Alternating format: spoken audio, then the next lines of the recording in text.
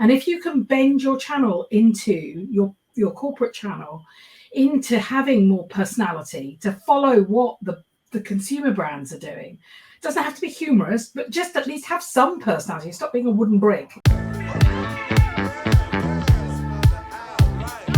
Hello everyone, and a very warm welcome to Analytica's LinkedIn Live. This is part of an Analytica Experts community series where we've been creating some wonderful community of experts that we're going to create content about once a month, and this is designed for B2B social media marketing professionals. And today we're going to talk about how to create less boring content. So I'm very excited to be joined by three experts in this area. First of all, we've got Anita Vaselli, Global Director of Social Media and Advocacy for Ericsson. She champions a social first strategy and leads their influence and employee advocacy programs. We've also got Stephen Hunton, Global VP of Social and Content Experiences for IBM. He's very passionate about creativity and compelling content on social. And last but not least, Katie Howell, CEO of Immediate Future, a leading social media agency. And their mantra is breaking the boring in social media. So she had to be on this as well. So thanks so much for joining me, and a very warm welcome to all three of you. Thank you. Thanks for having us. And just before I get the show running with all of their opinions and ideas, I just wanted to set a bit of the scene because we all know that this is a massive problem, especially in B2B. So I just wanted to quote a few stats, which I thought was really key to sort of shape why we've come together here. So according to eMarketer, 60% of marketers create at least one piece of content every day. And also going to the generations, everyone talks about millennials, and 73% of millennials will be part of the B2B buying process in 2022, according to Forrester. Also, the Tech Register rather said that 57% of the millennial buyers consider marketing content to be useless. IDC is talking about how important social media is as a source in making in key decision makers, accounting for 84% of decisions by B2B executives. And lastly, the Content Marketing Institute said that 60 to 70% of the content produced by B2B marketers go unused. So these are very big stats in the face of B2B marketing as really sort of talking about the case for why things are going so wrong at the moment. So in summary, social media is critically important, but the content is not being used, and a significant proportion find the content is basically crap. And that's what they're feeding back on a day-to-day basis. So really, I'm a big fan of all three of my guests, and because we're talking about how to make content inspiring, then there's a lot of pressure on them and myself, obviously, to put on a good show. So please ask questions in the comments, and I will come around to them as soon as I can. And I'd love to go to you first, Anita, if that's okay, and ask you, in your role, obviously, you push out a lot of content there. And so why do you think brands create boring content? Obviously, they don't go out to try and create boring content. Why do you think this happens? Yeah, I think it's, first of all, it was a really great way that you put it, that we push out a lot of content. Is that the right thing to do? Obviously, I think it comes to so many different ways in matrix organizations. You have different business area, market areas with different needs, and it's group function. You have marketing, you have diversity and inclusion, employer brand, talent attraction, and everyone is producing content. But most of the time, they are being produced in silos, and it's not really thinking that what is organic social about and what are the branded accounts are really good for. So ideally, you don't want to broadcast and push out content, but you want to build communities. Then how to use some of the content pieces that are really good for your social selling teams or for your influencers or in-house influencers. So how campaign teams or content creators think about social right now, I think most of the time is a tick in a box. We just need social. And let's create some social copy and scripts, and here are some visuals. We don't have time for it. It's like super urgent. And then social media managers are just like being bombarded or like snowed in, since we are in Sweden. Luckily, it's now starting to become spring, under all the content. And then it's just like, what do I do with this? It's urgent. And they don't have time to think, to take a step back that, okay, look, this is not what audience really needs. So it is really key that when we say it's audience first and social first, that we don't just say it, but actually they are also entitled and empowered to say that no, but this is what I recommend for you to do. And this is how people consume content on social.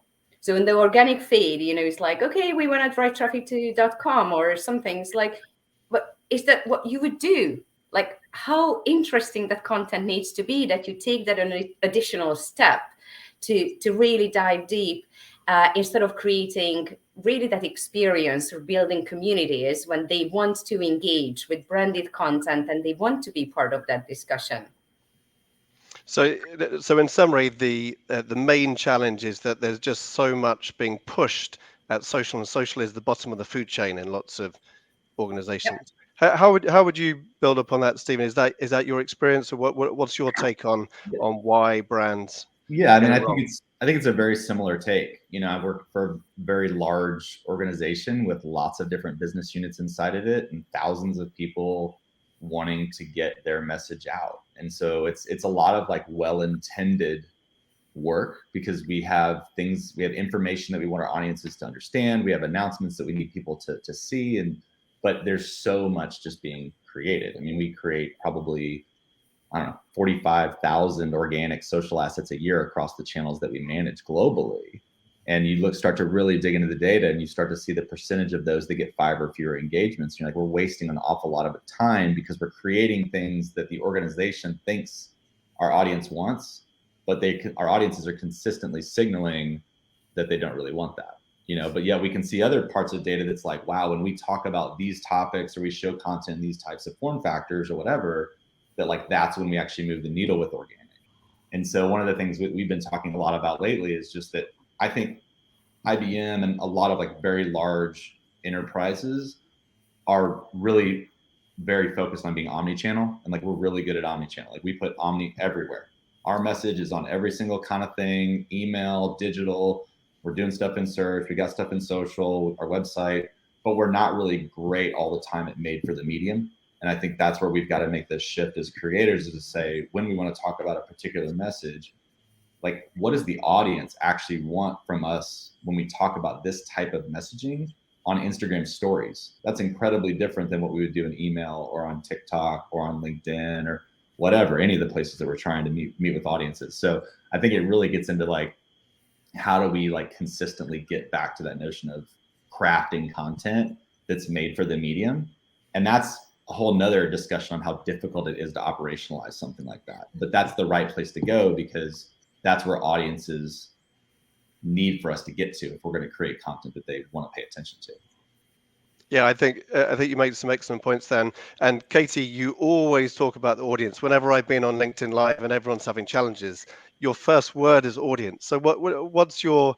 I'd love to get all three of your takes on where the problems lie at the moment. I know you've got a lot of thoughts on that. It's easy for us as vendors, maybe agencies, to be critical with brands, and obviously you work with a ton of brands. What would you say are the most important factors as to why this is going wrong?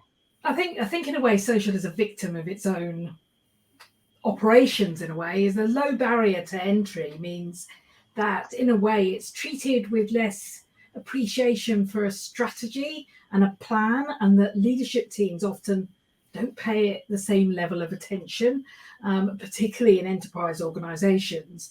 And it is just seen as a broadcast channel as a consequence, which is, as Anita and Stephen have both said, it just means it just flies out.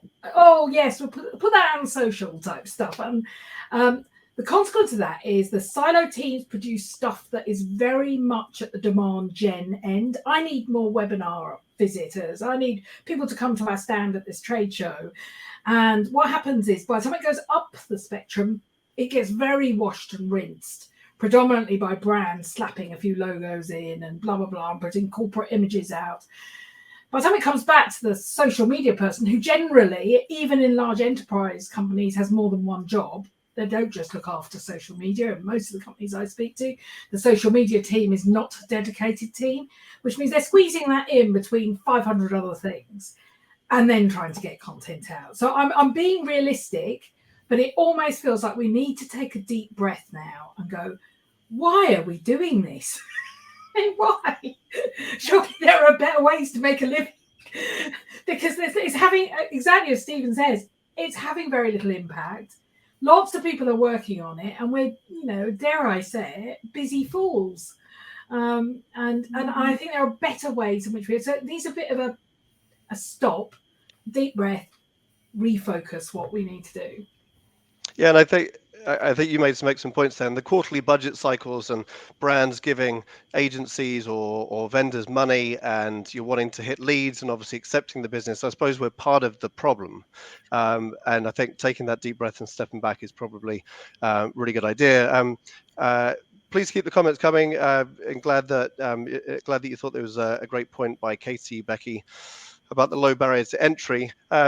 So please keep the conversation going. I'll ask the panel any of the questions that you might want to ask there. I would love to switch to who's doing this really, really well, and then we can unpick, how B2B brands, especially tech brands, can change. So, Stephen, which brands do you admire? I know that you put a lot of posts on LinkedIn about this, and you got some feedback. B2C or B2B, who's killing it in terms of creating inspirational content out there? Yeah, I'll frame that how we were actually using that question in kind of redefining where we wanted to go with social as an organization. So context for us is like IBM has been kind of in social for a really, really long time. And what that had led to is a lot of channels being stood up, just kind of like inadvertently, like people just wanting to start things and put content out. And so over the years, we've been making a concerted effort at consolidating back down to a fewer set of channels that we know audiences are paying attention to. And so as we started to do this like really deep transformation last year, I asked my team and peers inside the organization kind of simple questions like, who are social brands that you'd love to follow? Like, are there social brands that you actively go into the search bar and Twitter or LinkedIn or whatever, and you go look for their piece of content every day? Because that should probably be the North Star. Like, are we going to become a brand that people want to follow, that they love to experience our content? And so the ones that kind of stood out for me, like from a B2C perspective, was Nike, because I'm an athlete, I'm into fitness and all those types of things. And I just feel like with organic, their approach to social is to try and prove to me that they love running or they love training or they love whatever as much as I do. They're not really peddling me shoes, right? The shoe is on the athlete. You see it in the content. You'll notice it's the new one, but you're really drawn into the way that they tell stories and celebrate their athletes in like a really compelling way. And then from a B2B perspective, I've just like really loved Slack and their just approach to content on Twitter. I'm having a hard time with Slack personally in my work life right now. We're struggling together. But in terms of their content on social, like a lot of their organic Twitter is based on UGC. So they see a comment and then they go on top of that and they create something really original. And so it kind of keeps you just in a very relatable space with them because they're finding comments that another user has said about the platform or a question, and then they're turning that into something custom. And I just love the way that they've been doing that. Amazing. Anita, who are the brands that inspire you? I was reflecting on that, and me personally, I don't really follow too many brands because I want to engage with people.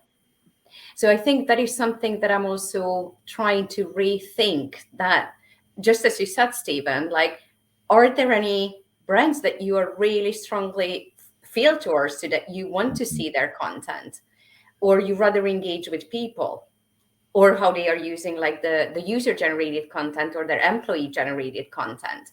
Because the social branded accounts, they also have to cater for the value that the brand stands for. So it's not just marketing, but how do you convey the messages that it's we value people, that we are a compliant company, that these are we put people first, and it's work and life balance. How do you put that there? And instead of like saying a corporate statement, which is the boring, if you can show this through people, that they are really enjoying working here and what flexibility they are getting working at the company, you go so much further, just pretty much along the lines that as you said, Stephen. So I think that's the really key, that even on like branded accounts, how can you use more people?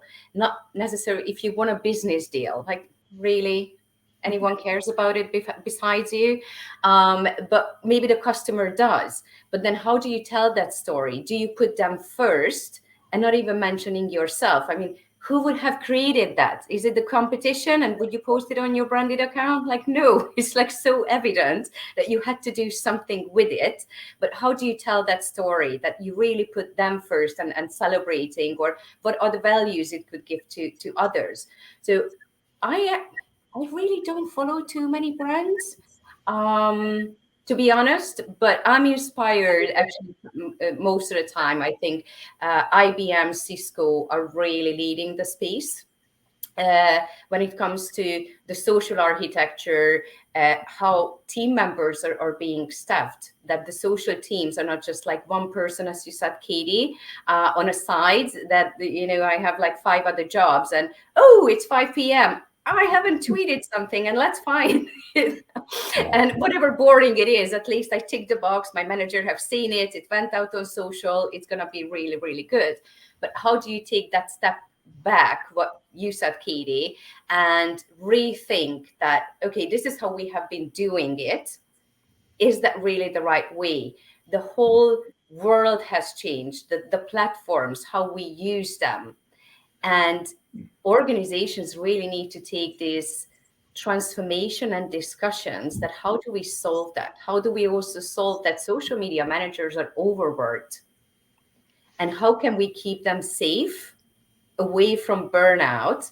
So I think this is really the year when most of those organizations really need to think through that. Does it add value? How much money we are spending? What is the ROI? What values do we stand for? And rethink their social. Once that, so go for it. I was just going to jump into that because I think what you said is like really, really important, Anita, that we, from a social perspective, I think social practitioners really just want to make great content, right? They want to be in that world. They love to create content. They want to be creative. They want to make work that matters, right? And yet we have so many resources, so much time, so much energy going into content because someone is asking them to do it that literally no one engages with. So it's a waste of your time as an employee to make a piece of content that no one engages with. Like, that's literally, you lost that time. You never get that back. And so like when we start to look at kind of what can a social practitioner be doing from a B2B perspective, I do think we're going to see a shift in them spending less time on branded channels and more time activating their internal advocates. Like we did some work last year with Nadal Kutbi, who has been on Tim's podcast before. And I reference this work all the time because we found that when we really leaned into the right stakeholders or executives inside of a specific market, we saw a marked level of engagement and traffic and registrations to things over what organic content can do. And so it's like, well, where would you spend your time if you're a social media practitioner in a market? Do you want them geo-targeting localized content through a branded handle? Maybe. But like, or would you rather them spend their time and their expertise helping an executive put that same message out to attend an event that they're going to get 5 to 6 to 10 times the amount of engagement that you could ever dream of from an organic handle? So I do think that it's less about us saying, how do you make content less boring through branded? It's also like, where should you just be making content, and what's the channel may not be a brand channel. It may be an influencer moving forward. Yeah, I love it that through the conversation you've had, you've basically killed my next 3 or 4 questions because you've taken I sidetracked it, Tim. I'm so sorry. No, as in it's perfect because that was naturally where the conversation went. And I thought it was really interesting, Anita, that you went straight to the people and the values, and you almost didn't want to follow corporate brands. And I don't follow corporate brands either, but I know that a lot of people in my team love to watch Specsavers content or some of the retail, FMCG, because they're just humorous and they just love the day-to-day jokes and but they're also relevant, talking about politics. They're talking about all the sort of current affairs, sort of topical conversations out there. What's your take, Katie, in terms of which brands are out there doing really well? And then maybe we can go into more the sort of the UGC or the influencer employee stuff. So I'm not ready to throw the branded profile out the window just yet. There's two reasons. Stephen's mentioned organic, but we also know that for the vast majority of social media, paid is really important. But still, people put really boring content out on paid. And so there's a brand that's really old, and I'm hoping they still do this, which is Maersk, who have the shipping containers, who launched with such personality, showing wonderful pictures of their amazing container ships breaking through the ice as they traveled around the Arctic or wherever type. So they've built a personality that made you kind of want to work with them because they look cool. And then you've got a brand I've been following recently, partly because I do know them. They're not clients, but I do know them, and that's Intuit workbooks, which is just really. They've done a really smart thing. And again, as you say, Tim, I love to talk about audiences. But when the pandemic started, they realized that their small business audiences were struggling. And so they stopped what they were doing and pushing, buy me kind of messages. And I actually went out with a whole series of these little live simulcasts with experts talking for half an hour. Started at 8:30, just when, somebody who runs their own business can watch them. Ran them for, I think, about 18 months, reaching somewhere in the region of 6.5 million small businesses over those years and building up these followings. Apparently, they had enough views of this to make it through 361 days of the year. So it was like 80% of the year's worth of watching video. And I think it is tantamount to... It's tantamount to them understanding that what their audiences needed then, being agile, of moving quickly, which you need to do in social. You need to work quite fast because things change, of recognizing what was needed then. And they've just stopped it now because the world has moved on and we don't need it quite the same way. They're going out with new campaigns. And I think it was really smart and super clever of them. I know they've won several awards with this to get under the skin, because what they've done as a consequence of this last 2 years, and this is about long-term thinking, not trying to sell everything, is they've built up loyalty. They've become useful without producing white papers, which are my most hated things on this planet. Being useful, but being useful in the snackable, entertaining sort of way, and then and done the things that actually matter to their audience. And that's the fundamental that sits behind this. Is we rarely ask ourselves, why would this matter to our customer? Why would they give a shit? Excuse my French, it's an afternoon. But otherwise, why would they? Why would they? Because most of the time, me telling them to join a webinar or that I'm on stand 236 is an irrelevancy. Nobody cares about that, but they do care about the problems that they're faced with every day. They do care about the pain points and challenges that they have to deal with. And if you can bend your channel into your corporate channel into having more personality to follow what the consumer brands are doing, it doesn't have to be humorous, but just at least have some personality. Stop being a wooden brick, wood brick, clay brick. But you know what I mean? It's just have something. Any kind of brick. Any kind of brick. Bricks don't have personalities. Yeah, true. And I think that's that move towards having a greater personality, of thinking about what really matters to your segment, where those pain points are, listening to what they talk about on social, talking to your salespeople, talking to your customer success people, talking to people who are in the front, talking to your bloody customers. As marketeers, that's a great thing to do, and understand what really matters to them, and then you can get it right.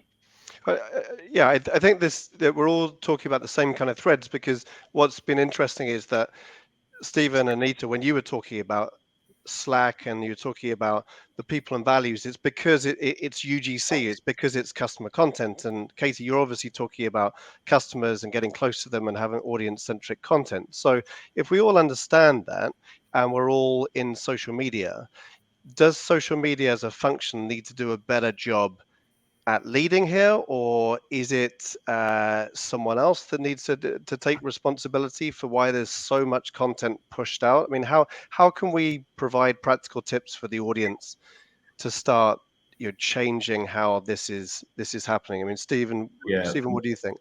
I mean, my perspective is that, at least where I am, that social cannot allow itself to be a victim. Like, you have to find a way to elevate the story and bring data to leadership that helps communicate the why of what we're going to choose to do. And so, like, because,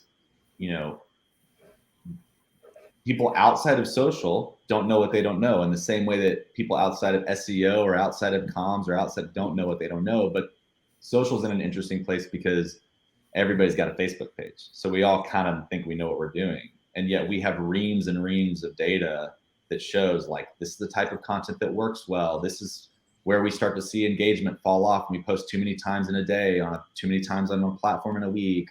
But are we doing a good enough job, like, having that conversation with other leaders? Or are we just getting frustrated because they don't get it? It's like, so I think, like, one of my biggest kind of learnings from the last couple of years has been, I need to be a better leader. I need my teams to be better about bringing data forward that shows what's possible, and has at the same time a conversation about what's completely unrealistic, like what just is not going to work. Like, to Katie's point, like, some things just need paid, and even that may not be enough because the content's not good enough. And so, like, we need to be able and willing to go in and have a conversation with leadership to say, I just really don't think this is going to work. Let's talk about what might work. So, we've been reorganized into a number of teams that are all very focused on particular sets of IBM's business. There's like 5 of them that we're really focused on. And so the way that we've tried to change that narrative is, instead of, product marketing or whatever part of marketing coming to the social practitioner being, hey, I need you to make this social. We've got a webinar tomorrow. We've got a thing that's launching and we need you to tweet about it. It's like, well, come to us a little earlier and let's have a discussion about what are your goals? What are you trying to accomplish? And then give us like a couple days to come back with a perspective on what we think would really work well. Because we all have the same goals. We got to drive the brand forward. We need our IBM to be more relevant to our customers. We want to build demand and grow our audiences. Like, it's all the same thing, but we might have a perspective on how to do that a little better on social because we've been doing it for a while and you've got resources here. So I do think it's about education and conversation, like, first and foremost. And I just believe, like, if we want it to change, that it just starts with us. Yeah, and there's 526,000 employees, I think, if I'm right, at IBM, and 133,000 at Ericsson. So and if everyone feels like they've got some knowledge, that's obviously quite a hard ship to turn around. But potentially Maersk can do it by breaking through ice. So maybe there's some kind of analogy there that we can make. Anita, you're obviously very passionate about evolving the social media function. Should you just spend your job 100% going around senior management on an education road trip and change it up over the next few months, or bring all of them on an offsite, for example, and talk about the importance of social? I mean, how do you think social media needs to evolve to be able to lead the change that Stephen and you are talking about? I think Stephen had like really, really great points, because it's the education, but on different levels. So what your executive teams are really interested about, how for the executive leadership team is, whenever they are on social, how is that becoming a competitive advantage towards other companies? Because that's when they're gonna want to invest time. Otherwise, it's like, yeah, I should be on social. Can you just write this? And like, yeah, whatever is going to happen. But whenever you show that, and to your point, Stephen, when no, we just posted, and sometimes we do this A/B testing to also show it to others that what really works. not the same message, but pretty much on the same content. One on the Ericsson LinkedIn page, which has like 1,300,000 followers, plus on the CEO's LinkedIn profile, who has 15,000 followers. And I mean, his engagement is triple the time than the branded account. So which one is more effective? And also the comments that you are getting, like he's getting all the positive, we are getting the trolls. And it's just like, oh gosh. So what is the best way? And something that you need to show to them that they also take social seriously and strategically, and what their role is. And then you have to do it for digital marketing or campaign teams, that how they are thinking about social. So is it like, okay, social organic and social paid, but what is social organic? Is that really the branded account, or what we have been discussing, employee advocates, working together or creating content with in-house influencers and external ones? Then maybe it's your talent attraction team should use that piece of content. Or, oh, this is really great for the sales teams, and it's not organic branded account. So what, and I think that discussion and that education, that how social is evolving and what they are thinking needs to be there.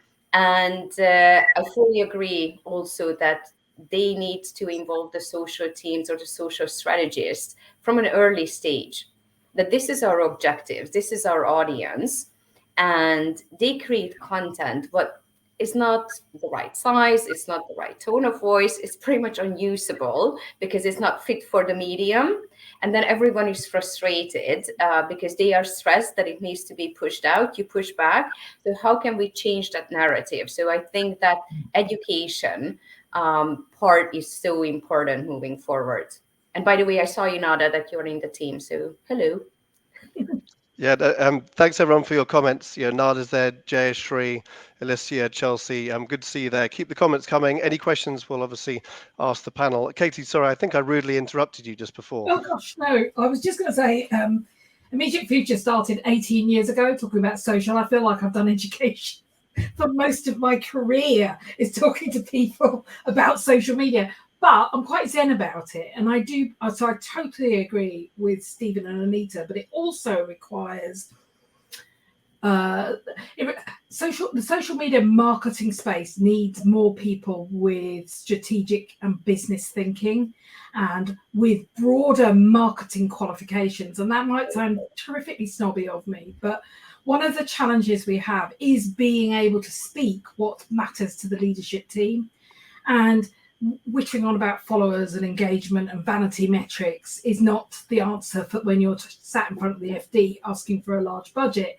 So being able to understand how you can logically begin to show how social media actually impacts the business, whether that's through reputation, whether that's through trust, whether it's brand equity, all the way through to ROI is really important, because that is the big challenge. And the way we've overcome it in recent years is to think about proof of concepts.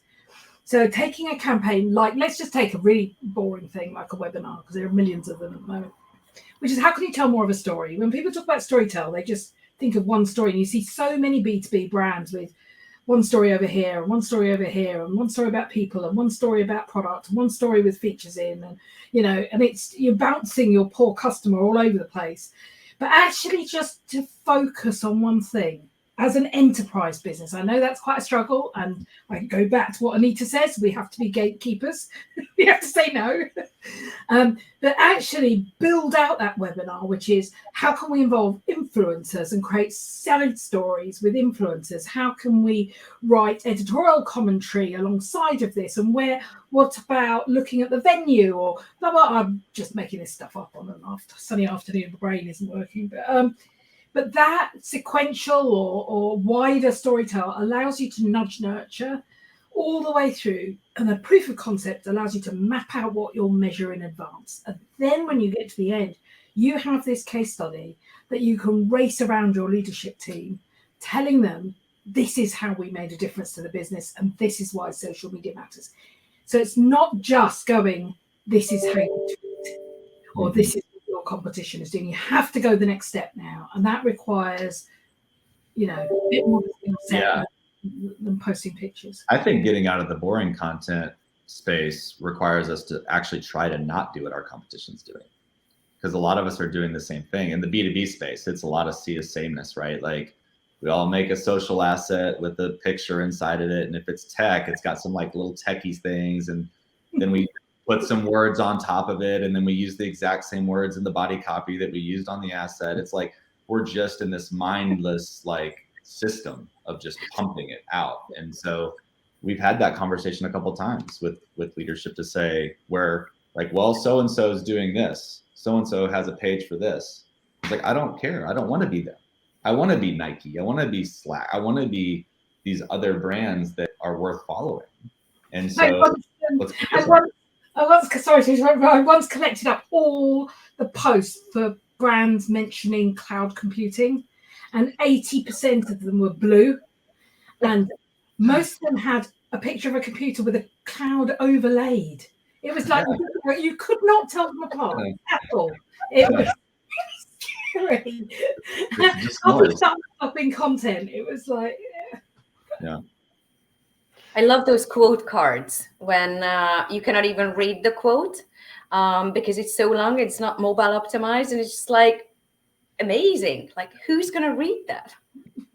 So I think you've made a really important point that, and I was reading Rob Mitchell's post from Longitude. They're a thought leadership agency as part of the Financial Times, and I saw a really good article that he wrote, which was, content has to be SURE. He had an acronym called SURE, which was S for simple, U for urgent, R for relevant, and E for eye-opening. And part of the eye-opening part was to, I think, because people read 4,000 potential advertising messages per day, which is mind-boggling. And so one of the ways to get your content stand out is to be unexpected.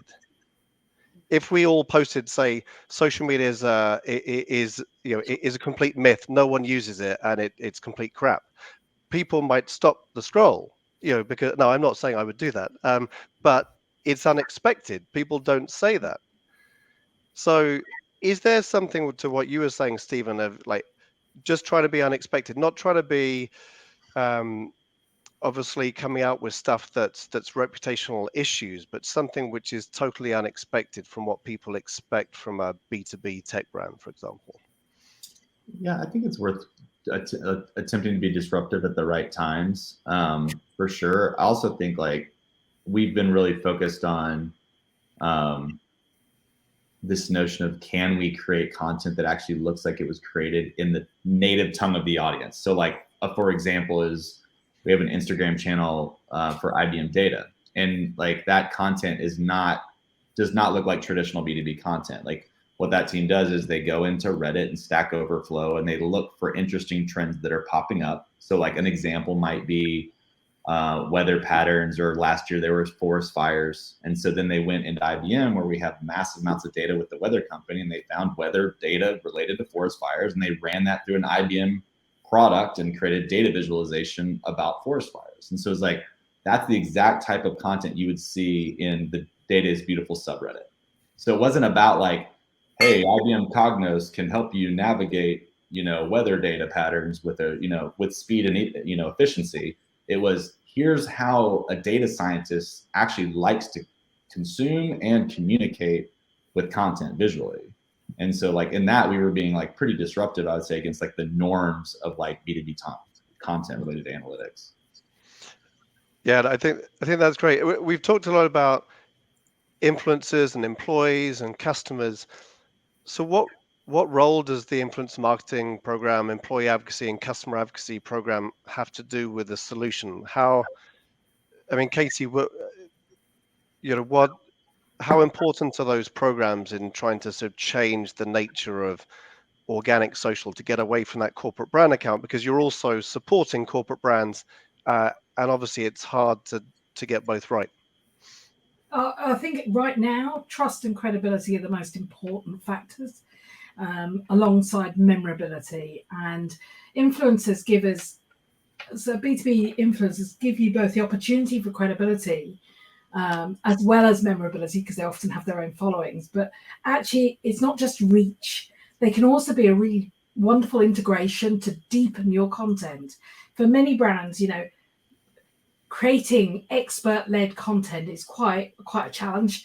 It's not that they don't have their experts are busy being experts generally. So actually there's another area that can really be supported by having influencers to deepen content, to start to talk about specific areas like, I don't know, quantum computing or edge computing, or what the latest is, that can actually help build that out, as well as expand it to audiences, as well as give you trust. So I think there are several elements to working with B2B influencers that's slightly different from maybe the way we look at consumer influencers.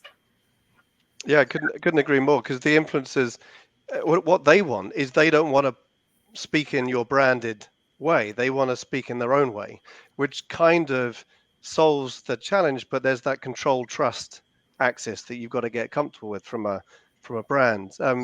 Anita, would love to get your thoughts. You've obviously been running a lot of employee advocacy and influence marketing programs. How have they helped personalize the content in a way that drives the kind of people and values and the inspirational content that you want to push out? I think it's really setting the scene with the influencers and what you are also expecting from them, because so many brands, or some of them, are so used to that they need approval. This is what the brand wants them to say. Even their wordings, or whichever people could relate to, getting back to the boring one, the synergies of the processes, but no one really understands that what are they talking about. So I think it is really important that what your expectations are from them, that you don't necessarily just want amplification, that, oh, they are really good, because it's advertisement. It's also not good for their followers. It's not trusted. So if you start a partnership with them, that, okay, these are the demos, the products, the different research that the company has been working on. What do you think could be relevant for your audience out of all this data, and tell the story as you would? So pretty much just really sourcing that content for them, and then leave the content creation to them, that they can be credible for their audience. Because if they want to serve them and they are really proud of the content that they created, it's going to work for you as well. Other than, no, this was not the wording that we told you to do, and going through like 5 or 6 round of approval process. So I think letting that control, or repeating the corporate messages, that's not the reason why anyone should work with external influencers. Yeah, no, I think that's a fantastic point. So is it realistic to be able to release control if employees and customers and external influences are the key to personalization, and you're getting away from the corporate brand? How do you navigate the trying to sort of control the narrative but also drive the organic social? I think it's really the kind of like the guidelines that people can keep repeating, that your employees' social media profiles are theirs. It's their choice if they are posting any of your content or creating their own content. It's not something that the brand or the company is responsible, or its ownership. So I see employer generated content or employee generated content as an earned piece, because they are giving the space and talk on behalf of the brand, or just sharing their expertise. Creating those guidelines that this is okay, this is not okay, is really helpful. And I think that's also enough for the external influencers, that you don't want to control them. You would like to guide them, that these are the corporate values, these are the topics that are okay to speak. This is a little bit sensitive, so maybe you want to skip that one, or just also based on listening. Now that on February 24th, I don't really want to bring that in, but the invasion started to Ukraine. And then brands had to reiterate there are 65 million mentions on that one. Does anyone care about your content? Probably not. Is it the right time? What your company stands for, just like keep saying or your marketing messages, or guiding your employees that you might want to be respectful. You might want to choose what you post or how you post it. Be mindful. Just remind them of your code of business ethics and what is the right thing to do. And that's it. And then you leave it to them. And if you see that someone is like really stepping out, not behaving, and it's really, really destroying your brand, then you have a conversation with them. But I think people are sensible enough that you can trust them. And that is really hard for some brands. But otherwise, you cannot control everyone. And I don't think that we want to control because then everybody's the same and we're going to be like so boring as well.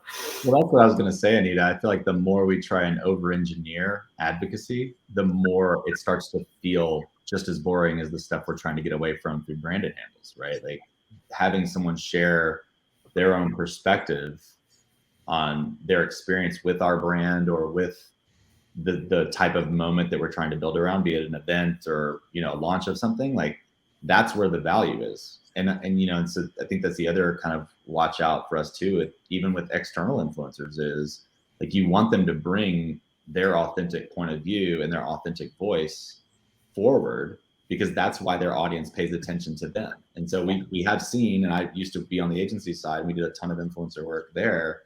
I've seen instances where the more controlling we were on the messaging, the like further below that influencer's typical benchmark for content, our content was, right? Like they get so many engagements per post, and then our thing goes out, but it's like laden with messaging and all the rules and regulations that we attach to their project with us. And it's like, well, it didn't perform. It's like, well, no, of course it didn't perform. They weren't doing them. They were doing their impression of us versus doing their authentic take, you know? So I think like we have to push for that with everything. It's like, how can we kind of get out of our own way and allow people to carry this stuff forward in a way that's creative and interesting?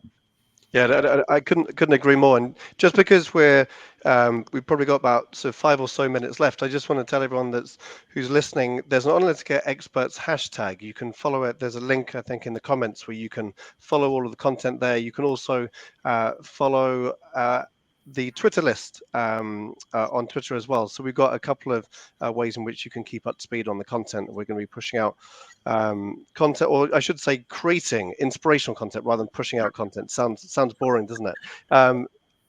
And obviously minus the corporate headshots, because we got a rap on the knuckles for having a boring social image. So that's obviously a note to self that we have to do better as well as a company. But just before we wrap up, I'd love to get one piece of advice from each of you about how someone in B2B social media marketing can affect the change which is needed.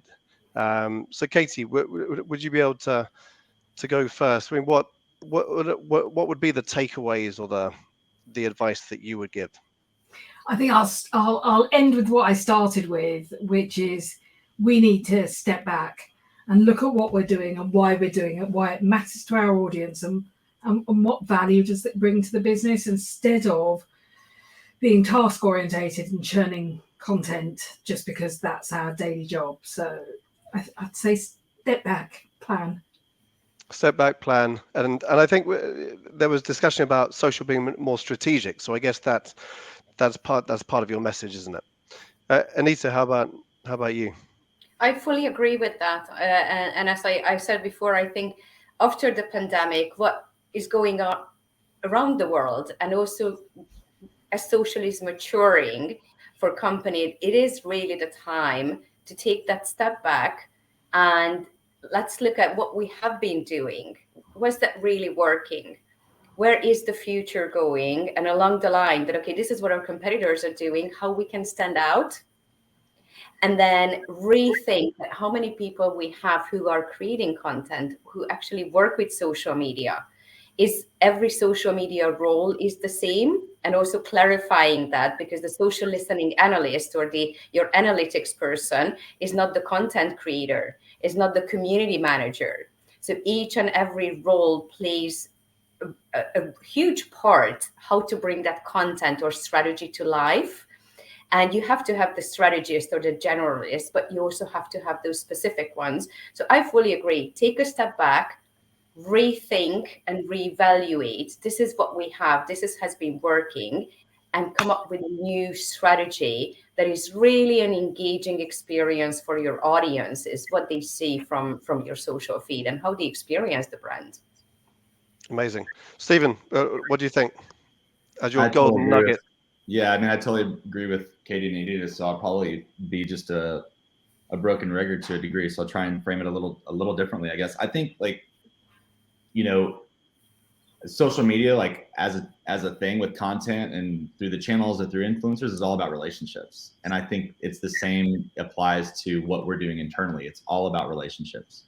And so what I hope that I can do better as a leader, and what I hope my teams can do better as leaders, is like really think about how we build stronger relationships internally to build an understanding and appreciation for what social is capable of doing. And one of the things that I have thought about a little bit in this notion of relationships is, like, most people have like that really good friend that's like the best storyteller they know. Like every time you get around them, they're just like, man, he or she just tells stories unlike anybody. And every time they start, I just want to listen. And I think part of how we can build relationships internally is by being the storyteller and being willing to show up in a conversation with our peers and be like, let me tell you a story about what's possible. Let me show you actual data. Let me show you kind of like this world that I live in called social, or called influencer marketing, or whatever. And I'm going to tell you a story about when we can really create some amazing impact. I think we treat it that way, where we're not just handing people a deck or showing people data points and like that's boring too, right? Boring PowerPoint. It's like, can you turn it into a story that is as compelling internally as the stuff that we want to get to externally? And I think that'll create a lot more value and allow us to like actually go make work that we're really proud of making. Great. Well, fantastic. I think that's an amazing place to finish. And so, just to summarize, it's to take a step back. It's to be more strategic, use data, educate senior management, and build relationships, but focus on storytelling. And actually, I'd love to do another session on storytelling in the next kind of month or two. So I think that would be a great segue into building this content series, because obviously storytelling is so important. So I just wanted to thank all of you so much for joining me. I really enjoyed the conversation. I hope the audience got a lot out of it. I'm sure that they did. And we will be back with more Analytica Experts content in the next month or two. I think we're going to put in a date, end of April, and we'll let you know over the next few weeks when exactly that is going to happen. So thank you so much, and see you soon. Thanks so much. Thank you.